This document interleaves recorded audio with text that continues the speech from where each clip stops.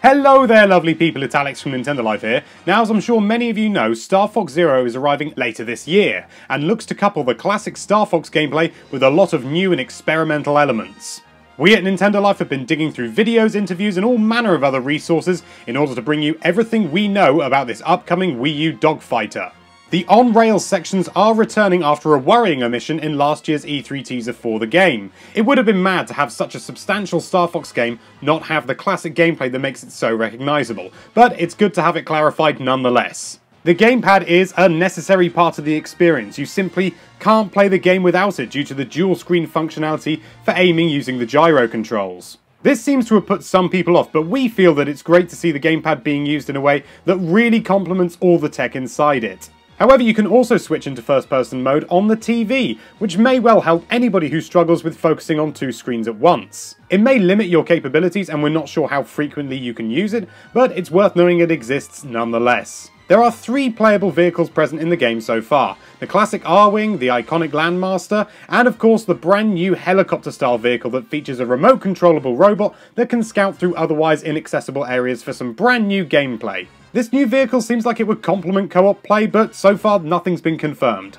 The Landmaster and R-Wing can transform into different variations for different purposes. The R-Wing can now fold itself into a chicken-like walker that allows you to attack from the ground and access areas you couldn't fit an R-Wing in. Even stranger, the Landmaster can now fly by swapping its track for some jets, and it looks like you'll be able to transform at any time, but if you don't land on appropriate ground, you'll transform straight back automatically. The walker form of the R-Wing isn't actually a new idea for the series. It's something that was featured in Star Fox 2 for the SNES, but sadly, as the game was never released, this is the first time the public can officially use this feature. Many of the original voice actors from Star Fox 64 and its 3D re-release are returning in this game for that authentic Star Fox experience. You'll also hear their voices through the gamepad using a new 3D sound technique to sound as though you're hearing them through a headset. We haven't been able to try this yet as the show floor was far too loud for our American counterparts, but it seems like a nice touch. You can get a rough idea of how this will work from this footage, courtesy of the chaps over at GameXplain.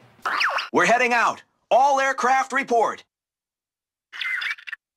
I'm fine. You okay over there, Fox?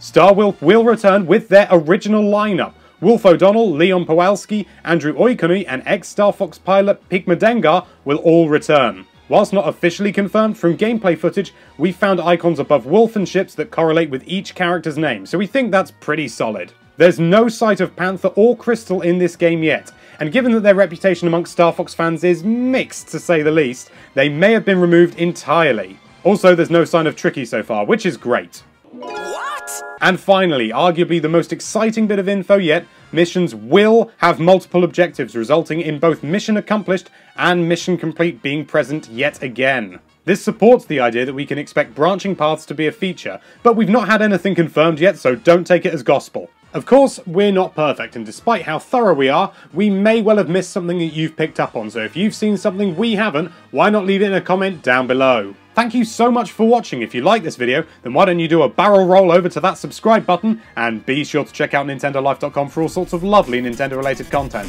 Thank you again for watching, bye bye.